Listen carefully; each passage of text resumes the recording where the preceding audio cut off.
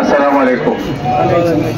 অত্যন্ত আফসোস এবং দুঃখের সাথে বলছি যে গতকালকে আমাদের ভাই অ্যাডভোকেট আলিফকে নির্মমভাবে হত্যা করা হয়েছে, শহীদ করা হয়েছে, এটা কোনোভাবেই মেনে নেওয়া যায় না।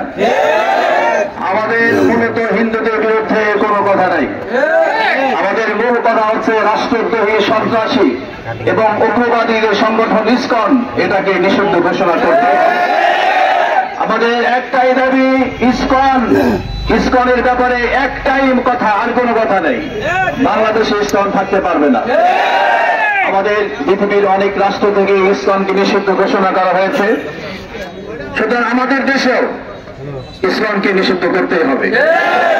এর পিছনে শুধু আসলে ইসকন হলো সাইনবোর্ড, কিন্তু এর আড়ালে আমাদের সেই চিরশত্রুরা পিছন দিক থেকে এদেরকে সহযোগিতা করছে এবং এদেরকে উস্কিয়ে দিয়ে বাংলাদেশকে নৈরাজ্য এবং বাংলাদেশের মানুষকে শান্তি এবং সুশৃঙ্খল এই যে অবস্থা বর্তমানে ছিল সেটাকে বিচ্যুত করার জন্য, নষ্ট করার জন্য তারা পায়তারা করে যাচ্ছে।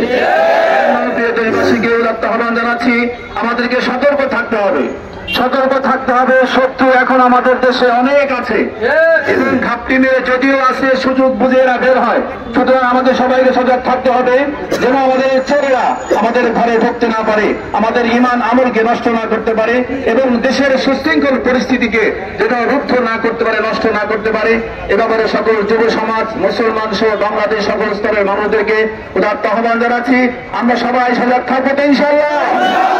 আমাদের সবাইকে তৌফিক দান করুন। ঠিক আছে, ধন্যবাদ সবাইকে। আসলে এখানে অনেক বক্তারা উপস্থিত আছেন যাদেরকে বক্তব্য দেওয়া উচিত ছিল, কিন্তু যেহেতু এটা একটা মেইন রোড, আমরা খুব বেশিক্ষণ এখানে দাঁড়ানো সম্ভব না।